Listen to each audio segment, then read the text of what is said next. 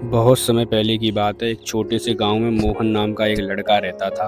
वह बहुत ही चंचल, परिश्रमी और स्वभाव से दयालु था।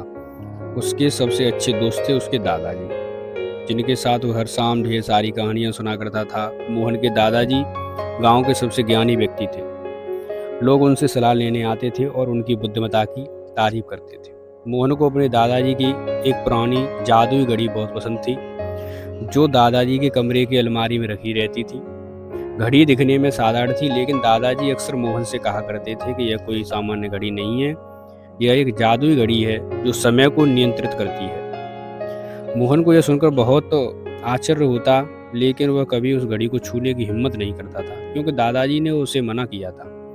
एक दिन मोहन अपने दादाजी के पास बैठा था, तो उसने फिर से उस जादुई घड़ी के बारे में पूछा।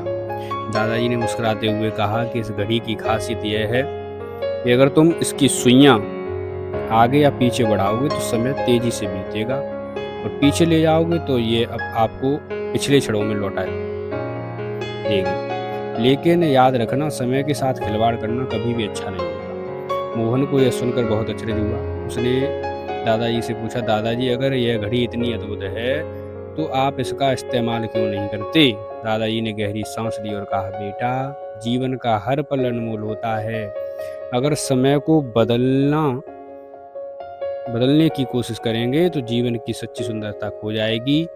हमें हर पल को जीना चाहिए, उसे बदलने की कोशिश नहीं करनी चाहिए। हालांकि दादाजी की बात मोहन को समझ में आई, लेकिन घड़ी की जादुई ताकत ने उसकी जिज्ञासा को और बढ़ा दिया। वह सोचने लगा, अगर उसने कुछ समय के लिए इस घड़ी का उपयोग करने का मौका मिले तो वह अपने जीवन में कितनी चीजें बदल सकता है। एक रात जब सभी सो रहे थे तो मोहन को अचानक घड़ी के बारे में सोचकर नींद नहीं आई। उसने सोचा, अगर मैं बस थोड़ी देर के लिए घड़ी का इस्तेमाल कर लूं तो क्या होगा।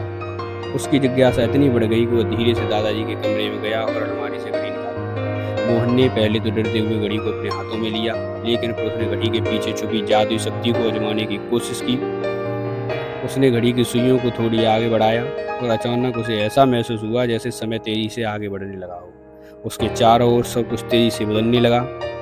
वह सुबह का इंतजार कर रहा था, लेकिन जब उसने अपनी आंखें खोली तो वह सीधे 1 महीने आगे हो गया था। मोहन घबरा गया। उसने देखा कि स्कूल के सारे इम्तिहान खत्म हो चुके थे और उसके दोस्त आगे बढ़ चुके थे। वह बहुत पछता रहा था, क्योंकि उसने उन सभी मज़ेदार पलों को खो दिया था जो अपने दोस्तों के साथ जी सकता था। उसे अब घबराहट होने लगी कि उसने समय के साथ खिलवाड़ कर लिया है। मोहन ने फिर से घड़ी उठाई और इस बार उसने सोचा कि वह समय को वापस ले जाएगा। उसने घड़ी की सुइयों को पीछे किया और अचानक वह अपने बचपन के दिनों में पहुंच गया। उसके सामने उसका छोटा सा घर, उसके माता पिता, उसका नन्हा सा रूप खड़ा था। मोहन को यह देखकर पहले तो बहुत खुशी हुई, लेकिन जल्द ही उसे एहसास हुआ कि इस समय वह कुछ भी नहीं कर सकता। उसके सारे दोस्त अब बड़े हो चुके थे। वह फिर से अपने वर्तमान जीवन में लौटना चाहता था। मोहन ने फिर से घड़ी की सुइयों को घुमाया, लेकिन इस बार घड़ी ने काम करना बंद कर दिया। मोहन अब पूरी तरह से फंस चुका था। उसने कई बार कोशिश की, लेकिन अब घड़ी उसे वापस उसके असली समय में नहीं लौटा रही थी। वह बेहद निराश और उदास हो गया।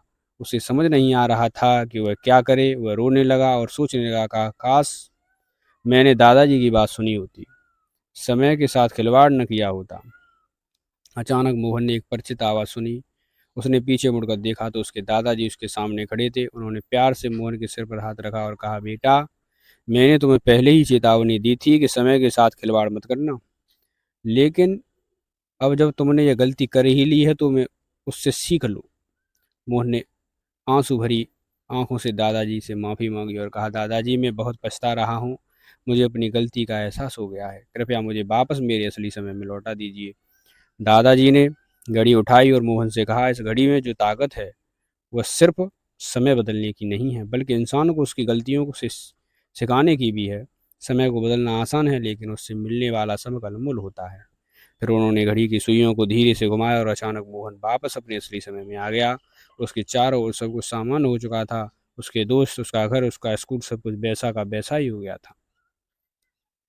तो उस दिन से मोहन ने ठान लिया कि वह अब कभी भी समय के साथ खिलवाड़ नहीं करेगा। उसने समझ लिया कि हर पल को जिया जाना चाहिए। उसने अपने दादाजी से माफ़ी मांगी और कहा, दादाजी, मैंने अपनी गलती से बहुत बड़ा सबक सीखा है। अब मैं हर पल को पूरी तरह से जीऊँगा और कभी भी समय को हल्के में नहीं लूँगा। दादाजी ने मुस्कुराते हुए मोहन को गले से लगा लिया और कहा कि यही जीवन का सबसे बड़ा सबक है, बेटा समय कभी वापस नहीं आता। लेकिन अगर हम उसे समझदारी से जिए तो हमें पछताना नहीं पड़ता है। इस कहानी से हमें यह सीखने को मिलता है कि जीवन में समय सबसे अनमोल है, इसे न तो बदला जा सकता और न ही वापस लाया जा सकता है। हमें हर पल को पूरी तरह से जीना चाहिए, उसे व्यर्थ नहीं करना चाहिए।